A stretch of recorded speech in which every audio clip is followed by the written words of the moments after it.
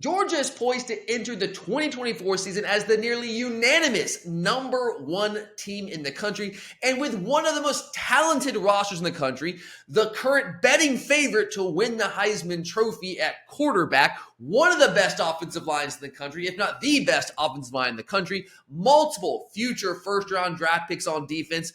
The Dogs are loaded for another run at a national championship.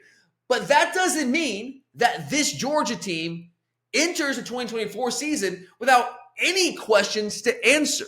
So with that in mind, I've got 5 big questions that the Dogs need to answer if they want to win their 3rd national championship in the last 4 seasons. We just stepped on their face with a hobnail boot and broke their nose. We just crushed their face. What's up, guys? I'm Tyler, and this is Glory UGA Plus, where I bring you a small little sample of what we've got going on the Glory UGA podcast. This video, as always, is brought to you by our great friends at Alumni Hall. Thank you guys for being here. I appreciate you checking out the video today. If you enjoy this content, make sure to subscribe to this channel, get more videos, more content just like this uploaded directly to your feed so you don't have to search around for it. Make sure to like the video, comment, let me know what you guys think. And of course, if you enjoyed today's content, check out the Glory UGA podcast, wherever you get your podcast, for a lot more content designed for you guys, the most diehard Georgia fans out there. I think you guys will like what you find. But all right, I've got 5 big questions facing this Georgia football team entering the 2024 season. Look, I know, guys, as a diehard Georgia fan, which if you're watching this video, you almost certainly are, we would love to pretend that this team has no questions, that this is just the perfect team, the ultimate team, surefire national champion, right? We would love to pretend that's the case, but we also have to be real with ourselves, right? Let's at least try to have some objectivity here, because, you know, I see Georgia fans, and every fan base does. You always want to criticize every other fan base for being irrational and living in fantasy land, and sometimes that's true, but you can't really criticize other fan bases for living in fantasy land if you've taken up residence there yourself. So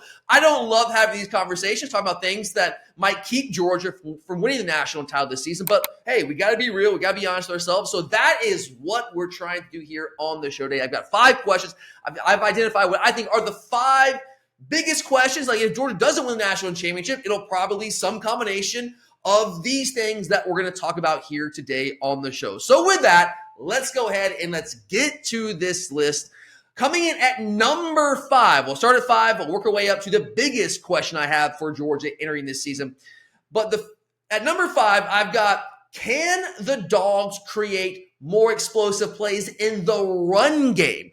Our passing game over the last 2 years, guys, has taken on a new life. It has been dynamic. Whether it's Stetson Bennett in his final year, Carson Beck picking up that torch, running with it in his first 4 years of starter, to the point where now he's entering the season as, right now, the likely first overall pick in the NFL draft. Long way to go there, but he certainly got himself in the conversation with a big first-year starter coming back in year 2 as a second-year starter. And look, guys, the Georgia run game has been good. It hasn't fallen off the face of the earth, but if you go back and you look at previous years under Kirby Smart, certainly the Nick Chubb and Sonny Michel years, we were just dynamic running the football. We are not creating nearly as many explosive plays in the run game as we once had, right? And it has been a pretty steady decline. I got some numbers here to back this up. So in 2017, Georgia had 47 rushes of 20 or more yards. We're gonna for the purposes of this episode, we're going to count a run of 20 or more yards as an explosive run, right? So Georgia had 47 of those with Nick Chubb, Sonny Michel in 2017, making that run to the national championship game, losing, as we all know. We don't want to relive that, but we know what happened in that final national championship game against Alabama. 2018, you got DeAndre Swift taking over as the feature back. Not quite as explosive, but still very explosive. 37 runs of 20 or more yards that season. We're going to skip, all right, look. 2019, the James Coley experiment, absolute failure. Offensive numbers just plummeted across the board. So, you know, you can say I'm just cherry picking. That's fine. I'm going to throw that year out. 2020, it wasn't a full year. So, I mean, we played 10 games that year because we didn't play Vandy. So, look, that's not apples to apples. We're going to throw that year out. So, we're going to go to 2021. 2021, Georgia went down to 24 rushes of 20 or more yards. That's a pretty dramatic drop-off. 2022, we ticked back up slightly to 28, still a far cry from where we were in 2017, 2018. Last year, we bottomed out, though. It was the lowest in the Kirby Smart era. At least if you take out 2019, which I know, again, cherry picking maybe. But 2023, we only had 20 rushes of 20 or more yards. Now, a big part of that certainly had to deal with the injuries that we dealt with at running back, but also, while we had good backs, Kendall Milton was a good back for us, had a really good senior year once he got back and was healthy. And LaDajian Edwards was just really good, man. Like, it wasn't maybe a dynamic back, but the dude, all he did was just make plays when he got opportunities out there. So we were good at running back, and we ran the ball well, but again, just not as explosive as we once were. And guys, look, I'm a believer. Explosive plays, whether in the passing game or in the run game, they're absolutely critical to offensive and I think ultimately team success. If your offense is having success, then your team is probably going to have some success. Because the reality is, guys, it's hard to win championships without being explosive on offense. Can you beat the Vandy's of the world without being explosive? Yeah, sure, because they just can't match up with you. Can you beat the South Carolinas of the world? I guess Carolina's catching some strays here on the show day. Yeah, you can. But when you play the best teams on your schedule, the teams you're going to have to go through, especially now in a 12-team playoff, the teams you have to go through to win national championship in this era, you've got to be explosive on offense. We've got that on in the pass game more so in recent years, but the run game hasn't really done its job, to be honest with you, in terms of like creating explosive plays.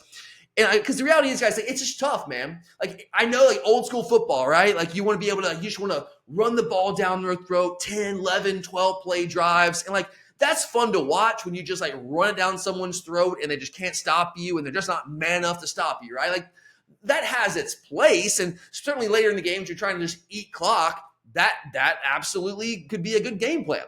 But you can't count on doing that against the best teams on your schedule, the best defense that you face. Plus, when you go 10, 11, 12 play drives, you're putting yourself in a position where you have to be extraordinarily efficient. You don't have much room for error because you got to keep executing down in, down out, play in, play out in order to keep the drives going, right? Well, if you get one explosive play, then like that's 6 on the board, baby. Like, you don't have to worry about being perfect for 10, 11, 12 plays. Like, one play, boom, let's put those points on the board. Let's go. You've got to be explosive. Again, let's go back to the pass game. So, again, the pass game, it's kind of the inverse. We were not really explosive in the passing game in the early years of the Kirby Smart tenure. Now, we had some young quarterbacks with Jacob Eason and Jake Fromm, certainly, but we've gotten progressively more explosive with the passing game. It really kicked up to high gear when we brought Todd Monken and obviously changed the game for Georgia offensively. But you go back to 2017, Georgia only had 42 passes of 20 or more yards.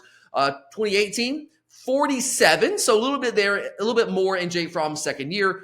I got 2019 here for you guys. 41 in 2019 with the James Cole experiment in 2019. 2021, Todd Monken, right? So Todd Monken was here in 2020. We're going to throw that out again because it wasn't a full year. That kind of throws the numbers off. We didn't play as many games. But 2021, win the national championship, we go up to 56 passes of 20 or more yards. 2022, we went all the way up to 70. Just ridiculous, which was one of the best, if not the best offenses in Georgia history. 2023, down a little bit, but still the second highest total in Georgia in the Kirby Smart era was 65 pass plays of 20 or more yards. The pass game is doing its job, all right? The run game, in terms of creating explosive plays, has got to hold up its end of the bargain. I'm not saying that we've got to be explosive as we were in the run game back in like 2017. We got Nick Chubb and Sony Michel back there as this dynamic tandem in the backfield. We don't have those backs. We have some really good backs. We don't have Nick Chubb and Sony Michel. Like, that's just where we are right now. That's reality. But we've got to find a way to create more than 20 rushes of 20 or more yards if we want to beat the best teams on our schedule, if you want to get into the 12-team playoff. And then once you get there, win, 4 games now, potentially, if you don't get a first-round bye, to win a national championship. So that's not the biggest question that Georgia has to answer, but it's on the list. It's on the list coming in at number 5. Moving on, coming in at number 4, let's go over the defensive side of the ball here for a minute. Can Georgia effectively replace its losses in the secondary?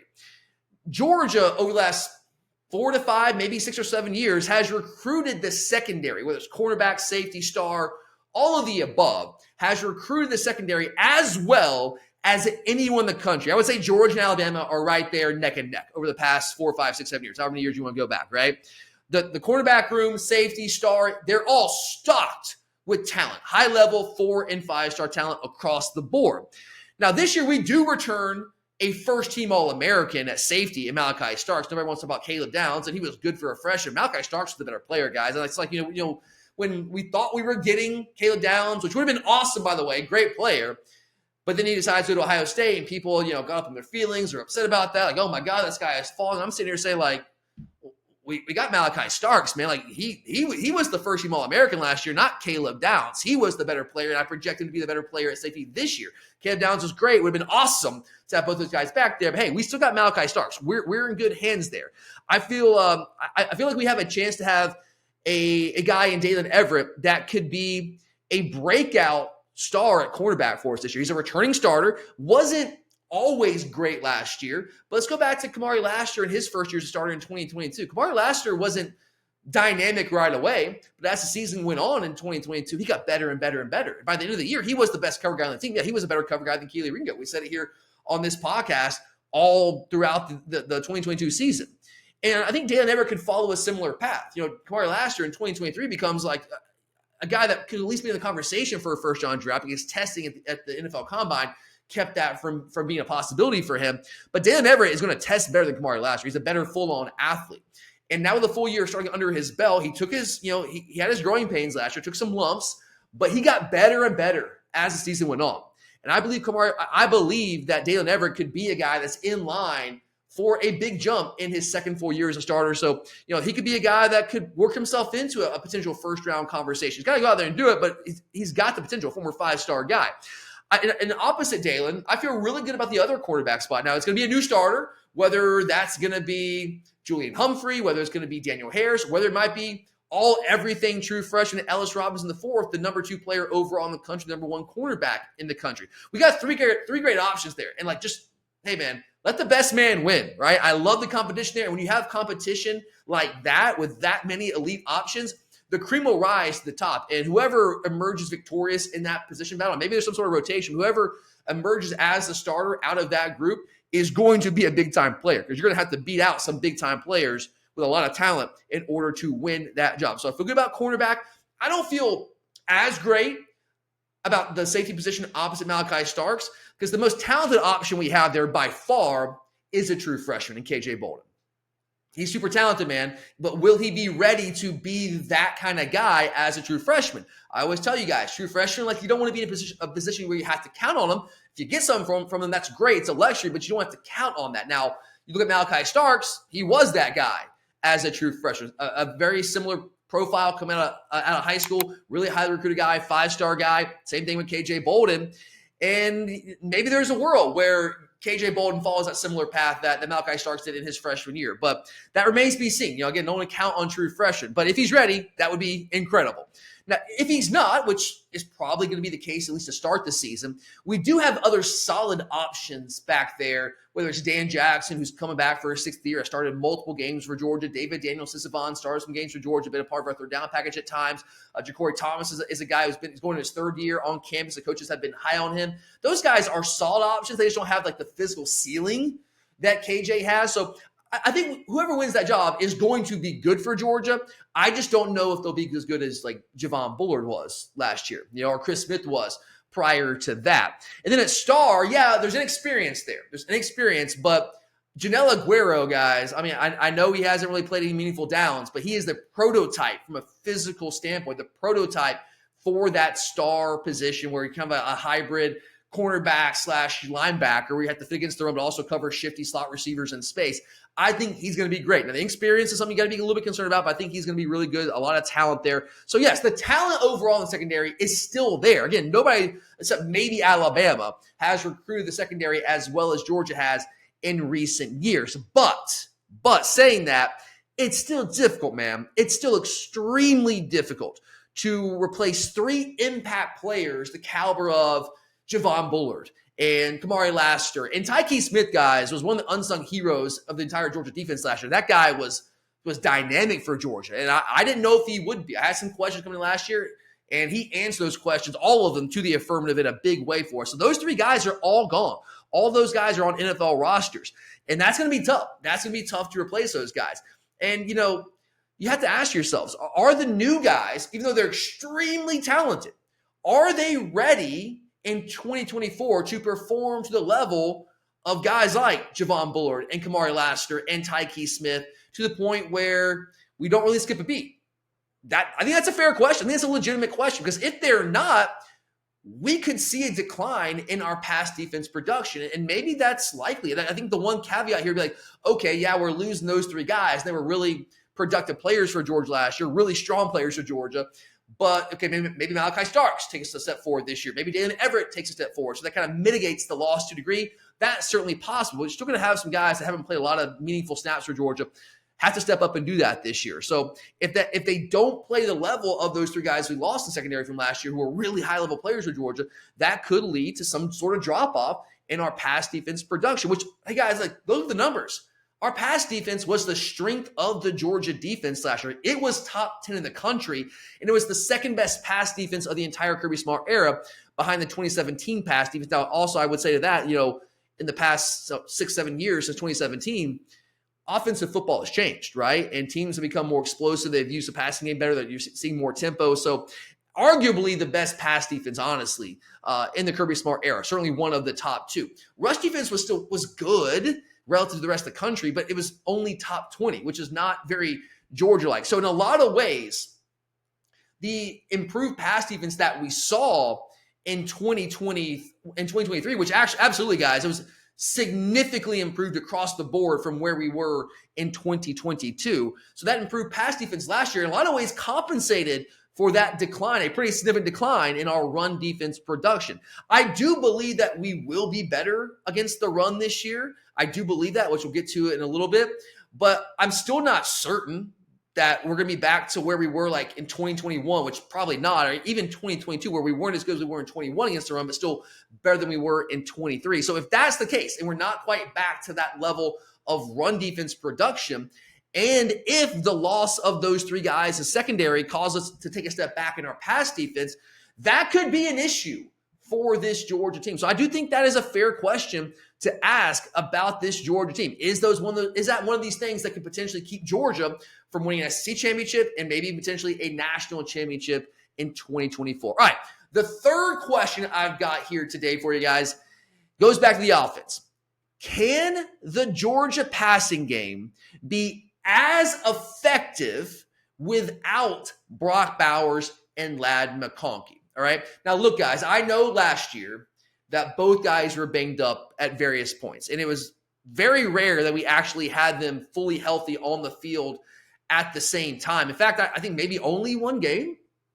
There weren't many games where they were both fully healthy, ready to go, no injuries. Didn't you can say Vanderbilt. Well, Brock went out. Remember, that's what the game he suffered the high ankle sprain in. So there weren't many games. So I get that. But the one game that we played last year, all right, there's one game where neither one of those players played. Brock Bowers didn't play. Ladd McConkey did not play. That was against Georgia Tech, all right? And that one game against Georgia Tech, which, oh, by the way, Tech had a terrible defense last year. They were pretty good. They were good offensively. Defensively, they were a train wreck. And it was against that Georgia Tech team, without Brock Bowers, without Ladd McConkey lineup, with neither guy playing, that we had our lowest passing output of the season. The only game that we passed for under 200 yards, 175 yards in that game against Georgia Tech. Is that a coincidence? Maybe. Now, you can argue, well, Georgia Tech's run defense was just so bad that we want to exploit that, so we just ran the ball a lot.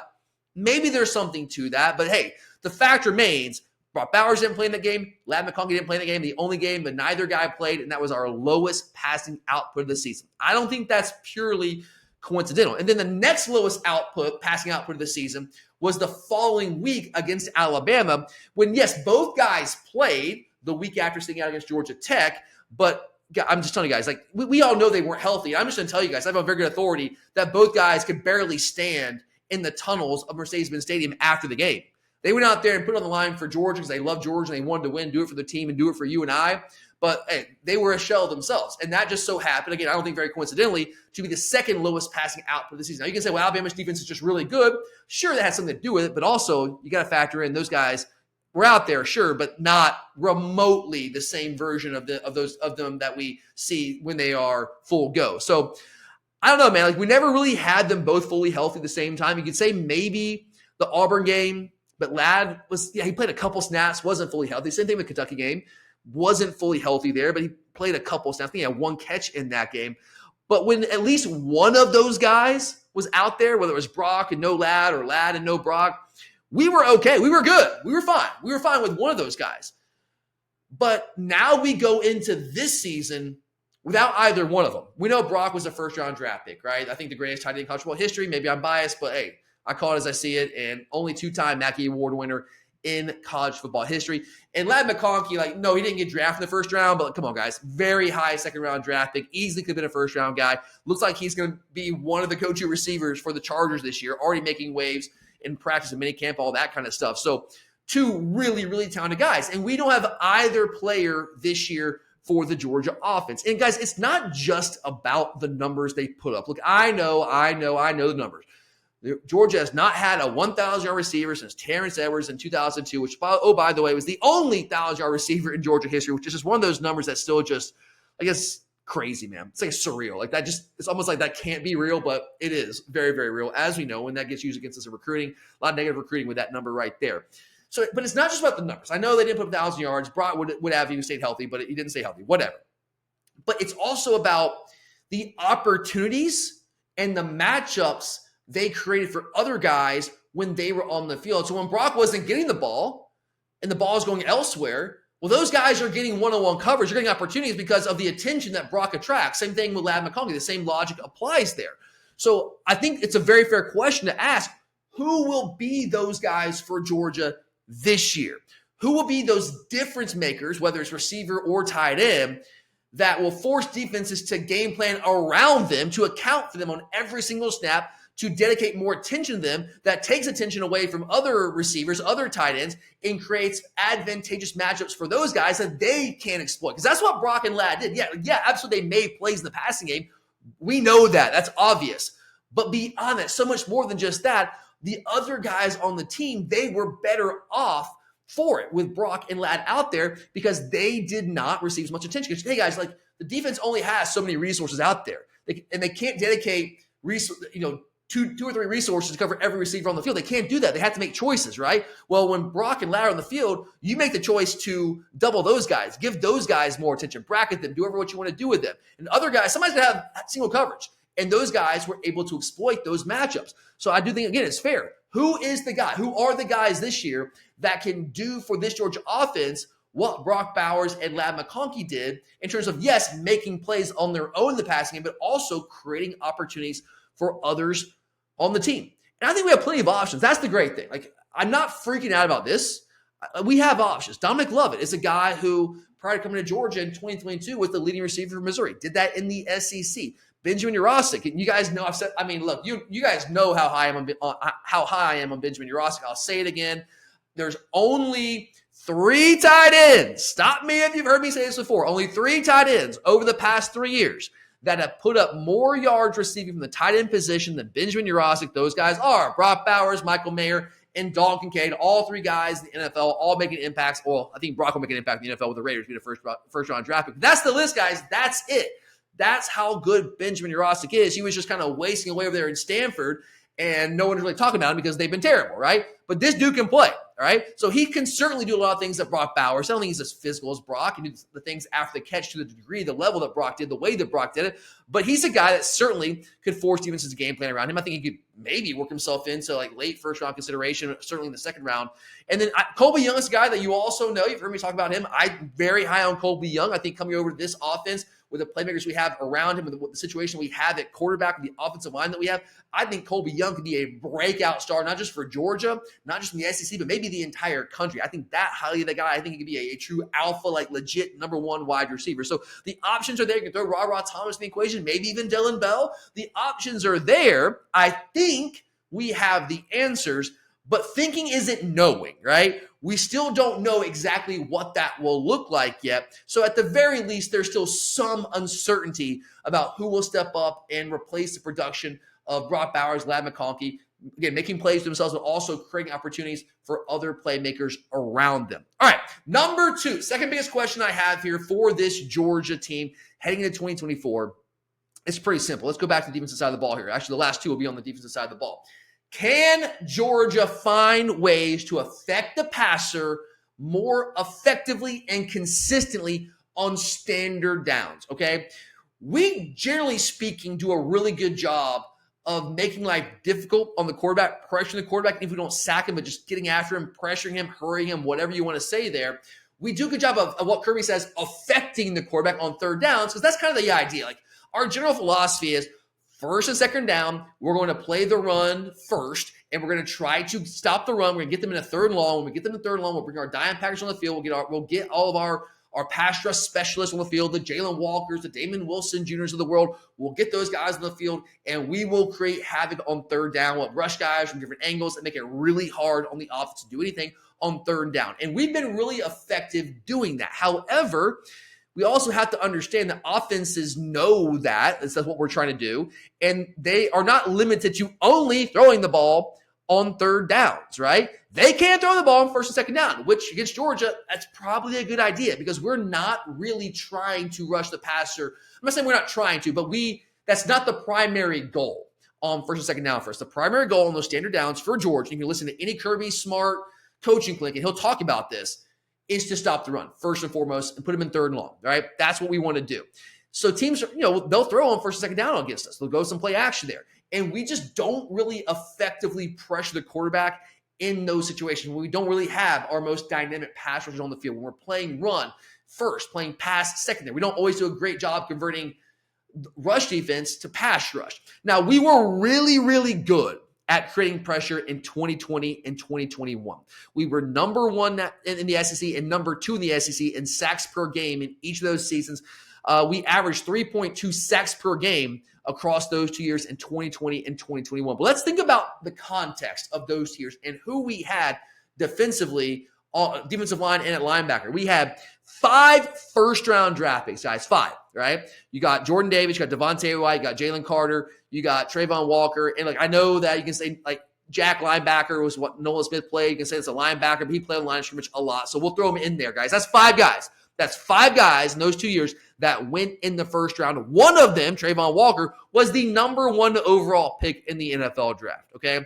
That kind of helps your pass rush a little bit, right? You think so? And then you also, on top of that, you have dynamic linebackers who are very adept at blitzing. Guys like Channing Tindall was great as a blitzer in 2020 and 2021. Nakobe Dean, Quay Walker as well. We have 3 linebackers who were just studs, and they were all great at blitzing. We blitzed them from different angles. We lost simulated pressure back then. We don't do as much now. But that is why we were so good at rushing the passer, creating 3.2 sacks per game in 2020 and 2021. But outside of that 2-year span, the other 6 years of the Kirby Smart tenure, Georgia's only averaged 2.14 sacks per game. And that comes out to an average finish of 9th in the SEC over those 6 years, as opposed to number 1 and number 2 in 2020 and 2021. All right. So other than that small window there, we just haven't been great creating pressure. And there's a reason for that. It's not the number 1 priority on standard downs for Kirby Smart. It just hasn't been. I think we're starting to shift that a little bit. I think so. But last season, go back to last year, we had a little bit more than 2 sacks per game. That was our average, which was 11th in the SEC and 68th nationally. It's not great, guys. Not great, right? And the thing is, this year, we are going to play some big-time quarterbacks. You know what the schedule looks like. You know Quinn Ewers is on that schedule. You know Jackson Dart is on that schedule. Jalen Milroe, who still has some work to do as a passer, but still a very, very good quarterback. I mean, even Haynes King at Georgia Tech, he's a turnover machine, but he's a playmaker. He can make some plays. So Nico Iamaleava at Tennessee, I know he'll be a first-year starter, but that guy will likely be very good for Tennessee this year. So there are some big-time quarterbacks on Georgia's schedule. And what is the best way to limit the effectiveness of those types of quarterbacks? By and large, just pressure them. That's what you got to do, right? Most quarterbacks, when you pressure them, their percentages, their numbers, their metrics plummet. They go way down. Carson Beck, same thing, right? You get him out of the pocket, we have to create. That's where Carson's in trouble. Now, fortunately for us, our offensive line is really, really good at protecting him, and he's able to stay in the pocket with a clean pocket, and he can just carve teams up. That's kind of what he does. And look, guys, stopping the run is great. All right. I understand. Like, I get the philosophy. I get it. Like, I get why you want to stop the run first on first, second down and get them in third long. I understand that. Getting teams to third long, that's great. That's really where you want them to be. Of course it is. But what is even better than just stopping the run and stoning them against starting the run game on first and second down? What's even better than that is actually getting the quarterback on the ground a time or two. I mean, the numbers are pretty clear, guys. When you create a negative play, whether it's a tackle for loss or a sack on any given drive, the scoring percentage for offense is just, it plummets, man. It goes significantly down. And look, I think the coaching staff at Georgia is starting to realize that. Again, as I said, I think they're starting to realize that we're making some adjustments there. I think that there's a reason why we're moving Mykel Williams to Jack more this year. Now, he's not going to play full-time Jack, but he will play some Jack linebacker. That's been very well documented. And there's no coincidence there, guys. I think our coaching staff understands we've got to find a way to be more effective pressuring the quarterback on standard downs and not just rely on our dime package when we get teams to third and long, because teams don't just wait to throw the ball on third down. It's not 1992 anymore, right? That's not how football is played anymore. So I think that move of Mykel to Jack, at least part-time, is pretty indicative of the coaching staff thinking, okay, like we've got to adjust this. We're trying to adapt and improve that. And if we can, then I think that's a huge, huge thing for this Georgia defense and ultimately the Georgia team. But if not, guys, again, we have some really, really high-level quarterbacks that we're going to have to face this year if we want to get back to, I mean, the SEC championship, and like not even talking about like the college football playoff, just get back to the SEC championship. We're going to have to beat some teams that have some really good quarterbacks. And the best way to do that, to take them out of their game, is to actually find a way to pressure them consistently. So that is a question I do have coming in this year. And then finally, the biggest question I have for Georgia entering the 2024 season, and if you've been listening to this podcast, you've been following this channel, you know this, all right? You've heard me talk about this ad nauseum. I've made no secret about this, but you know what? It bears mentioning again. Can Georgia improve its run defense and get back closer to what it was in 2021 and 2022? I've said it to the point this offseason that you have to be tired of me saying it by now. You have to be tired of hearing me say it over and over and over again. But I say it over and over and over again because I think it's that important to Georgia getting back to winning a national championship this year. Because the fact is, guys, our rush defense was quite simply not good enough in 2023. It just wasn't, man. Like, let's just be real. It was good relative to the rest of the country, as I keep saying. Like, it wasn't bad. It just wasn't good enough. And look, I know a lot of you have heard me say these numbers before, but I also know we're getting a lot of new listeners. A lot of people find the podcast. I want to make sure everyone is hearing this. Everyone understands these numbers, and it just it bears repeating when we're talking about the run defense. So here are the numbers, guys.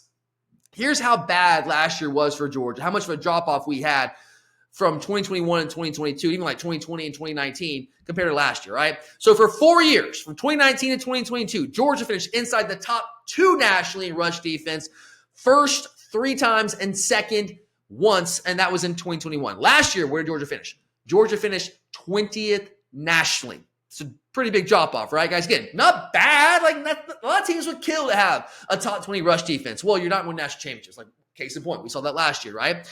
Well, 4 years in a row, Georgia also held our opponents to under 80 yards rushing per game. 74 yards, 72 yards, 78 yards, and 77 yards rushing per game in that 4-year span. Last year, however, that number exploded to 113.5 yards rushing per game, which is a 45% increase from the 78 yards per game that we gave up. I think that was in 2021, one of those years, whatever year that was, which was the highest rush yards per game total that we'd given up in that 4-year span. Last year, 45% increase up to 113.5. It's worse than that, guys. For 4 years in a row, from 2019 to 2022, Georgia finished inside the top 3 in rush yards allowed. We finished second twice, first once, and third one time. Last year, 37th nationally in yards per rush allowed. In that 4-year span, 2019 to 22, our yards per rush number never exceeded 2.88 yards per rush. 2.62 yards per rush, 2.38 yards per rush, 2.56, 2.88 yards per rush. Last year, we gave up a ridiculous 3.77 yards per rush, almost a full yard per rush more than we gave up in 2022. This is, again, not good enough. Like, those are the numbers, guys. I didn't make that up. Those are the numbers. They speak for themselves. And look, it was a combination of reasons, right? I've said it many times. I think that the defensive line, we took a step back because we didn't have those true, like, bona fide difference makers that we've had in years past, like Jordan Davis, Devontae White, Jalen Carter. We didn't have those guys, right? That's a part of it. I think the other part of it was, like, we had injuries in inside linebacker when some of those, when Smile Munden was hurt, Pop Johnson goes down. Like, yes, CJ Allen, Ray Wilson played well for freshmen, but, like, they were very inexperienced and they weren't perfect, right? Like, there were some growing pains there. So there were a number of reasons for our decline in run defense production last year. And I do, again, expect us to be better this year. I think that the young defensive linemen that were playing, like, roles for us last year that weren't quite ready to be big-time players, I think they had the highest ceilings of the guys in that room. And I think this year they'll be closer to being the guys I think they ultimately can grow into. Guys like Christian Miller and Jordan Hall and Jamal Jarrett, maybe even Xavier McLeod coming over from South Carolina. I think those guys are really talented. They just got to continue to take strides. I think they will certainly take steps this year. Inside linebacker, if we can stay healthy, we're loaded there. I think it's the best inside linebacker room in the country. We don't have as much experience there. Smile Munden should be back healthy. So all that looks great. We should be better against the run.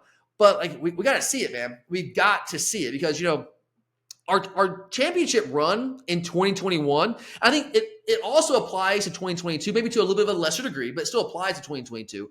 But certainly the championship run in 2021 was built on the back of elite defensive play. Like, we were good enough on offense. We were good on offense in 2021, but we know that was that generational defense that we had that led the way to that first national championship in 40 years. Like, that's clear, guys. Like, I'm not telling you that you don't know. You know that.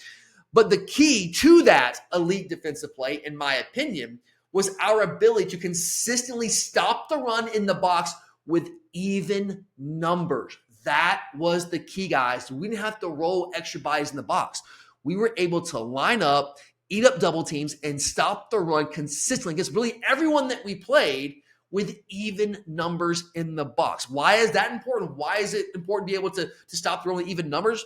Because if you can do that, that allows you to maintain a too high safety shell in the back end, which makes you less predictable against the pass, allows you to bracket receivers more, allows you to limit explosive plays by the opposing offense. And if you don't give explosive plays, you're forcing teams to execute 10, 11, 12 plays down the field, like we talked about earlier with the Georgia offense, and that's tough to do. It's tough to do. So that, to me, was the key to everything in 2021, certainly, and to maybe a little bit of a lesser degree in 2022. Right? I mean, that's just a reality. So, I mean, Alabama was a case in point last year, guys. That SEC championship game was a case in point, right? What we pulled within 3. We scored a touchdown. We pulled within 3 with just a little under 3 minutes to go in that game. We got all the momentum, right, making this furious comeback in the fourth quarter. It's in Atlanta, Mercedes-Benz Stadium. The Georgia fans are going wild. We're outnumbering the Bama fans. Like, that game was there to be had. I think if the offense gets the ball back, we go down and score and we win that football game. I truly believe that. Now, we can't prove it, but I believe that. But it didn't matter because we could not get the stop, all right? And they didn't throw the ball one time, guys. When they got the ball back with just a hair under 3 minutes left, Alabama ran the ball 4 straight times, picked up 2 first downs in those 4 runs. We couldn't stop the run when we had to. In 2021 and 2022, when we had to stop the run, we were stopping the run. We weren't good enough last year against the best teams. It was fine against, like, Vandy, like, you know, South Carolina, like those teams, like, yeah, Auburn. No, not always Auburn. Like, they ran the ball really well on us. But for the most part, we were good enough, right? But not against the best teams on our schedule, right? And that's my point. We're going to have to beat teams like Alabama. We're going to have to beat teams like Texas. We're going to have to beat teams like Ole Miss and Tennessee and whoever we have to face in the playoff if we get there in order to win a national championship this year. And if we can't stop the run more effectively, if we can't get back closer to what we were in 21 and 22 against the run, it's not going to happen, guys. We are not winning the national championship. Like, we give almost a full yard per rush more last year than we did in 2022. That is a big leap, guys. I mean, it doesn't sound like a lot. That is a lot, right? So, to me, that's what it comes down to, right? We need to get, like, again, we don't have to get back to exactly what we were in 2021. That's unreasonable. Like, we don't have the personnel. Like, we don't have the guys up front. I think we'll be better, but we don't have those guys. We don't have Jordan Davis. We don't have Jalen Carter. Like, we don't have those guys. Like, that's just where we are right now. But I think we still get that number back under like 3 yards per rush. And if we can do that, like we'll be right back close to where we were in 2022 when we won national title. When there was like 2.88 yards per rush in 2022. And with the offense that we have, that should be good enough. But you can't be giving up almost 4 yards per rush, man. Like you're not going to win a national championship. You're not going to beat the teams that you got to beat now, especially with a 12-team playoff having to win 3 or 4 games now as opposed to 2. You're just not going to do it, right? So that is the question, right? We have some teams on the schedule guys right now that can light you up with the pass game. We have those teams on our schedule. So we can't be in a position where to stop the run against those teams, like we got to roll safeties in the box. Like we can't be in that position. If we start rolling safeties in the box to stop the run, we've got teams like Texas and Tennessee with Nico Imaliava and Ole Miss and whoever could potentially play an SEC championship game. We've got teams on schedule that can light us up with their pass game. So we cannot be in that position. We've got to be able to get back to where we can stop the run effectively on a consistent basis with even numbers in the box against the best teams on our schedule. That is the biggest question I have for this Georgia team heading into the 2024 season. But all right, guys, there you have it. Those are my 5 biggest questions. I know this seemed like a doom and gloom episode. I didn't mean for it to sound like that. I think the Georgia team is the best team in the country this year. I think that we should be the number 1 team in the country coming into the year. I think that we should be the favorite to win the national title. I believe that.